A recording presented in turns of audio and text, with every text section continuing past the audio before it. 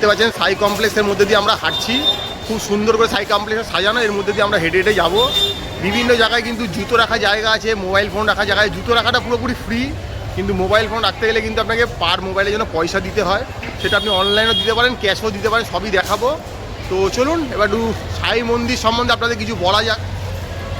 ভারতবর্ষের ইতিহাসে ধর্মগুরু, সন্ত, যোগী, ফকির, যত মহৎ আত্মার আবির্ভাব হয়েছে, সেই হিন্দু হোক মুসলিম হোক, তার মধ্যে এই যত মহাত্মা আছেন তার মধ্যে অবশ্যই একজন হচ্ছে অত্যন্ত গুরুত্বপূর্ণ। তিনি হচ্ছেন শিরডির এই সাই বাবা।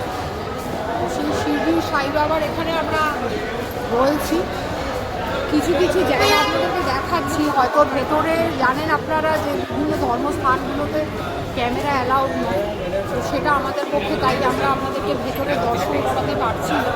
তাই বাইরে থেকেই যা যা পারছি দেখাচ্ছি, তথ্য কিছু দেওয়ার, তুলে ধরার চেষ্টা করছি। এই যে শিরডির সাই বাবা, আগমন সম্বন্ধে কিন্তু ঐতিহাসিক কোনো তথ্য প্রমাণ তেমন কিছুই নেই, তবুও আনুমানিক লোক কথা থেকে যেটুকু জানা যায় 1838-এ তার জন্ম হয়েছিল সেপ্টেম্বর মাসে, এবং মহারাষ্ট্রেরই অনুমান করা হয় কোনো একটি জায়গায় তার জন্ম হয়েছিল। এবং তিনি এই মহারাষ্ট্রের একটি গ্রাম, যেখানে যে জায়গাটা আজকে আমরা এই শিরডি সাই বাবা বলে জানি, এটা অ্যাকচুয়ালি গ্রামটার নামই শিরডি। এই শিরডি গ্রামে তিনি হাঁটতে হাঁটতে একসময় এসে উপস্থিত হয়েছিলেন এবং তিনি সাধারণ মানুষের সাথে মিশে গিয়েছিলেন, এবং আস্তে আস্তে তিনি নির্দিষ্ট কোনো ধর্মের প্রতি নয়, তবে সাধারণ মানুষের প্রতি তার ভালোবাসা, তাদের প্রতি তার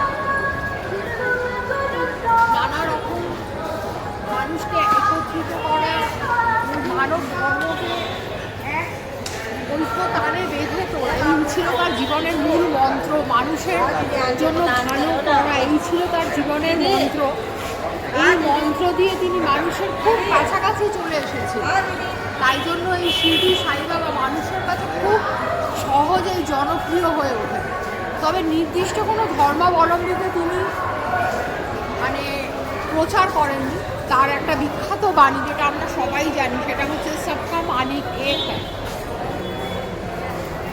হিন্দু এবং মুসলিম উভয় ধর্মকে তিনি এক ঐক্যতানে বেঁধেছিলেন।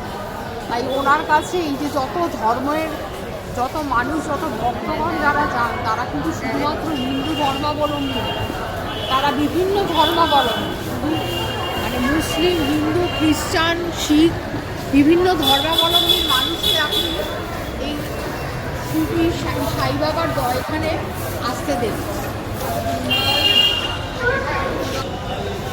1858 যখন নাকি তিনি মহারাষ্ট্রের শিরডি গ্রামে আসেন, তখন সেখানকার একজন পুরোহিত মোগল অসামতি তাকে সাই নামে সম্ভাষণ করেন।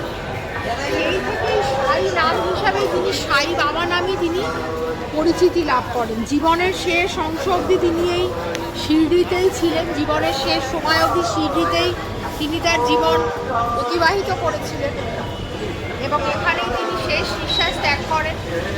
বর্তমানে আমরা যে মন্দির বলে যেটা জানি, যে শিরডি সাই বাবার মন্দির, আসলে সেটা শিরডি সাই বাবার একটা সমাধিস্থল।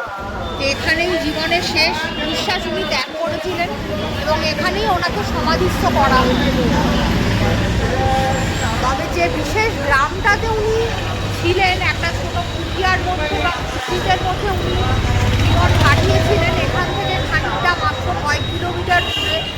অনেকেই আছেন যারা নাকি এখানে এসে সাইট সিনে যান, সেখানে গেলে শিরডি সাই বাবা যে মন্দিরটা বা যে কুটিতে জীবনের শেষ সময়টা উনি কাটিয়েছিলেন, যে মসজিদে, সেই জায়গাটা কিন্তু অনেকেই দেখতে পান।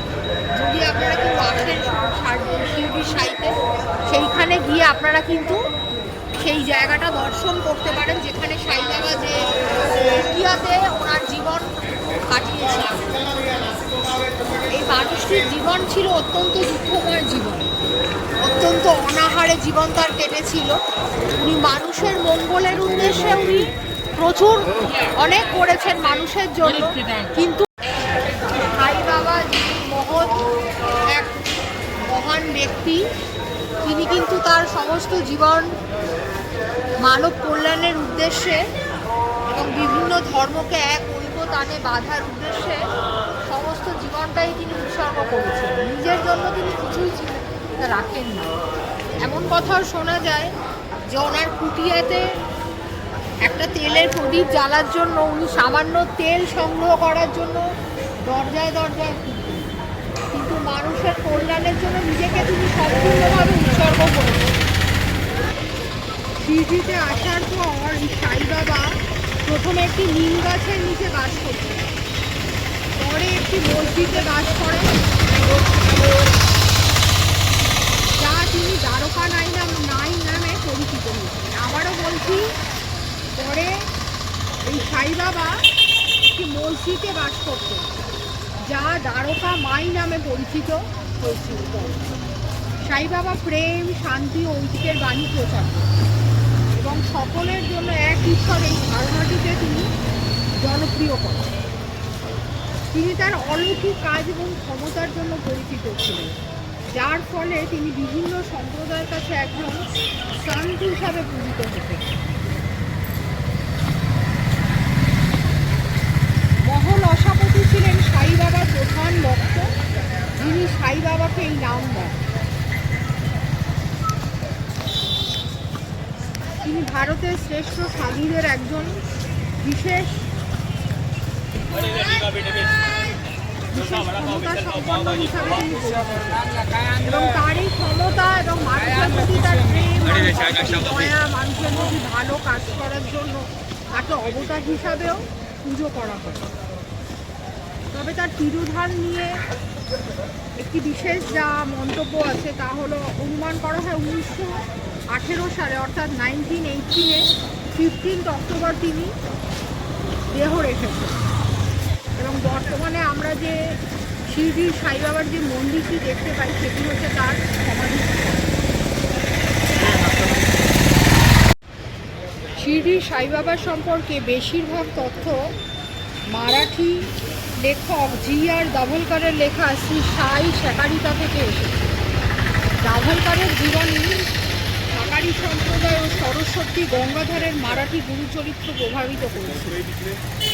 সাই বাবা ধর্ম ও বর্ণের ভিত্তিতে বৈষম্যের নিন্দা করতেন। তার হিন্দু ও মুসলিম উভয় অনুসারী ছিলেন। তিনি এক ধর্মের সাথে একত্রে নিজেকে পরিচয় দিতে অস্বীকৃত জানিয়েছিলেন। তার শিক্ষায় হিন্দু ধর্ম ইসলামের উপাদানগুলিকে একত্রিত করেছিল। মুসলিম উভয় ধর্মানুষ্ঠান তিনি পালন করতেন এবং উভয় ধর্মের ঐতিহ্য ও উদ্ভূত শব্দ মূর্তি ব্যবহার করে শিক্ষা দিতেন। তার মৃত্যুর পরপরই লেখা তার সাই সচ্চরিত্র অনুসারে তার হিন্দু ভক্তরা তাকে হিন্দু দেবতা দত্তাত্রেয়ের অবতার বলে বিশ্বাস করতেন।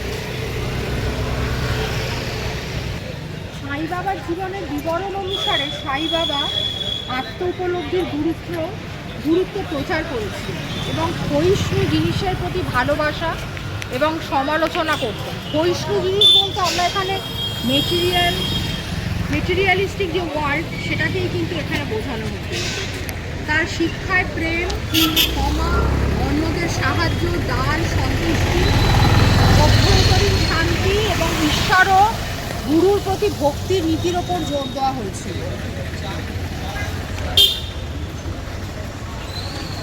সাই বাবা একজন হিন্দু ব্রাহ্মণ হিসাবে জন্মগ্রহণ করেছিলেন এমন দাবিও শোনা যায়। তারপর একজন সুফি নকল ব্যক্তি তাকে দত্তক নেন এমন ধরনের তথ্যও পাওয়া যায়। তবে এই তথ্যের সত্যতা সম্পর্কে অনেকেই সন্দিহান। তার উৎপত্তি সম্পর্কে প্রশ্নগুলো নিয়ে নানা রকম কথা বা কাহিনী প্রচলিত আছে। জানা যায় যে বাবা প্রায় 16 বছর বয়সে ভারতের মহারাষ্ট্রে আহমেদানগর জেলায় শিরডি গ্রামে এসেছিলেন, যা অলরেডি আমি আপনাদেরকে বললাম। এই গ্রামে আসার পর গ্রামের লোকেরা খুব অবাক হয়ে গিয়েছিল। তারা অবাক হয়ে দেখল যে এত অল্প বয়সী একটি ছেলে গরম বা ঠান্ডার পরোয়া না করে কঠোর তপস্যা করছে। দিনে সে কারোর সাথে মেলামেশা করতো না, রাতে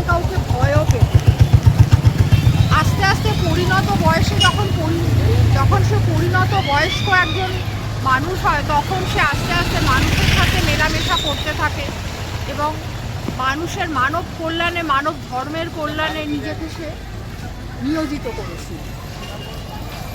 শুধু এরকম নানা অদ্ভুত জানা অজানা অনেক তথ্যই আছে, যেটুকুনি আমরা জানি সেটুকুনি আপনাদের সামনে তুলে ধরলাম। প্রচুর ঢোকার গেট রয়েছে, লেখালেখি রয়েছে অনেক কিছু। তো মোটামুটি আপনি সারাদিনই মোটামুটি খোলা পাবেন, কোনো অসুবিধা হবে না। সকাল 6:30 থেকে শুরু করে নিয়ে রাত্রি 10টা অবধি, আরতি অবধি খোলা থাকে। তো আমরা চলেছি, সব দেখাচ্ছি আপনাদেরকে। দেখুন খুব সুন্দর করে এখানে প্রোটেকশান করে দেওয়া রয়েছে, বৃষ্টি হলে ভিজবেন না। এখানে বসার জায়গা, যেহেতু এখানে জুতো রাখার জায়গা আছে, জুতোটা নিয়ে পড়ার জন্য বসার জায়গা আছে, সবই আছে মোটামুটি। এবার সময় সময় বিভিন্ন রকম ভিড় হয়। আর এখান থেকে 500 মিটার দূরে প্রসাদাম রয়েছে, মানে এখানে প্রসাদ খাওয়া যাবে, সেটা রাতে গিয়ে আমরা ভিডিও করে দেখাবো। তো দেখতে থাকুন। মোটামুটি আমরা চেষ্টা করছি যে শিরডিতে এসে শিরডি সব নিয়মকানুনগুলো বলে দেওয়ার চেষ্টা করছি। আবারও বলেছি, বিভিন্ন রকমের কুপন রয়েছে, আপনারা কাটতেও পারেন। আবার বিনা ফ্রি দর্শন রয়েছে, সেটাও দেখতে পারেন। মানে সুগম দর্শন, ফ্রি দর্শন, বিভিন্ন দর্শন রয়েছে। তো সেগুলো দেখতে পারেন। কিউআর কোডে বুক করতে পারেন, অনলাইনে বুক করতে পারেন। এখানে এসে কিয়স্ক রয়েছে, সেখান থেকে টিকিট কাটতে পারেন। সব রকম ব্যবস্থায় কিন্তু রয়েছে। প্রচুর লোকারণ্য রয়েছে, সবই দেখানোর চেষ্টা করছি। মোটামুটি প্রচুর স্বেচ্ছাসেবক রয়েছে, প্লাস সরকারি আধিকারিক থেকে শুরু করে সবই মোটামুটি রয়েছে এখানে। দেখতেই পাচ্ছেন, হই ব্যাপার একদম এখানে। এখানে মোবাইল জমা হচ্ছে। আর এই যে কিয়স্কটা রয়েছে দেখতে পাচ্ছেন, এইখান থেকে কিন্তু আপনি টিকিট কাটতে পারবেন। দেখুন বিভিন্নভাবে লেখা রয়েছে, এই টিকিটগুলো কিন্তু কেটে আপনারা যেতে পারেন। আর এদিক দিয়ে ফ্রি দর্শনের রাস্তাও রয়েছে, ঠিক আছে। অনেকটা ঘুরে ঘুরে আপনাকে যেতে হয়। তো এই মোটামুটি আপনাদেরকে সব কিছু দেখিয়ে দিলাম। আগামী দিন আপনারা আসুন, দেখুন, দর্শন করুন, খুবই ভালো লাগবে মোটামুটি।